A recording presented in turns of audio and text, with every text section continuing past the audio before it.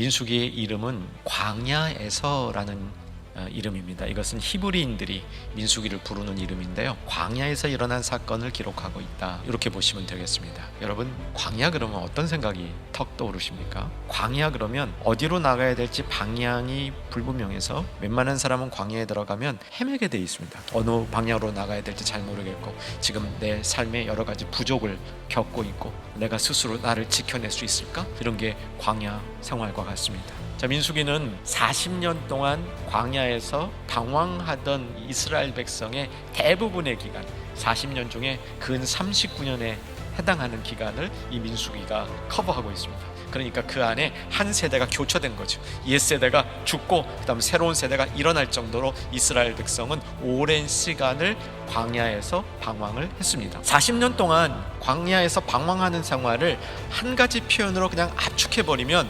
불평과 원망이 가득한 시간이었습니다. 계속 반복이 되어지는 겁니다. 불평하고 원망하고 혼나고, 불평하고 원망하고 혼나고, 그런데 바뀌질 않아요.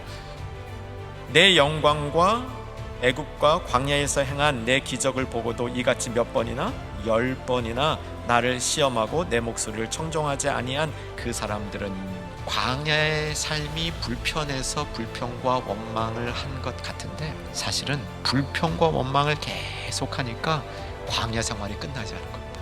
그 불평과 원망이 나를 삼키지 않도록, 내가 불평과 원망에 지배당하지 않도록, 불평과 원망에 지배를 당한다는 것은 내가 하고 있는 신앙에 큰 훼손이 생겼다는 뜻입니다. 호렙산에서 세일산을 지나 가데스 바네아까지 10하루길이었더라. 10하루길이면 갈 일을 그렇게 오랫동안 방황했던 것은 이들의 불평과 원망이 하나님의 백성으로 부적격이었다, 이렇게 하나님이 판단하신 것이죠. 나를 원망하는 이 악한 회중에게 내가 어느 때까지 참으랴? 이스라엘 자손이 나를 향하여 원망하는 바 그 원망하는 말을 내가 들었노라. 그들에게 이르기를 여호와의 말씀에 내 삶을 두고 맹세하노라. 너희의 말이 내 귀에 들린 대로 내가 너희에게 행하리라. 여호와의 아주 준엄한 명령입니다. 불평과 원망이 여호와의 귀에 들리면 불평과 원망하는 그 일대로 행하겠다는 겁니다. 준엄한 명령이죠.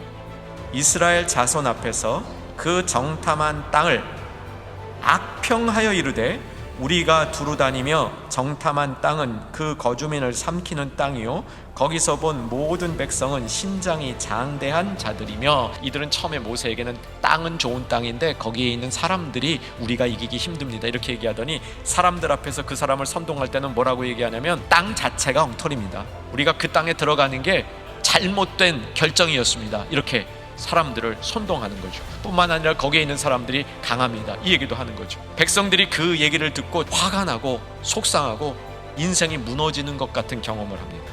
이때 갈렙이 옷을 찢습니다. 내가 이제부터 결사각오를 하고 이야기하겠다, 그런 뜻이죠. 여호와께서 우리를 기뻐하시면 우리를 그 땅으로 인도하여 들이시고 그 땅을 우리에게 주시리라. 이는 과연 젖과 꿀이 흐르는 땅이니라. 다만 여호와를 거역하지 말라. 또 그 땅 백성을 두려워하지 말라. 그들은 우리의 먹이라. 그들의 보호자는 그들에게서 떠났고 여호와는 우리와 함께 하시느니라. 그들을 두려워하지 말라. 왜 성경은 다수가 따랐던 피해가자, 도망가자, 돌아가자 이런 말들이 맞을 것 같은 상황에 왜 들어가는 것이 옳다고 이야기하고 있는 것일까요? 답은 다 한 가지입니다. 언약 때문입니다.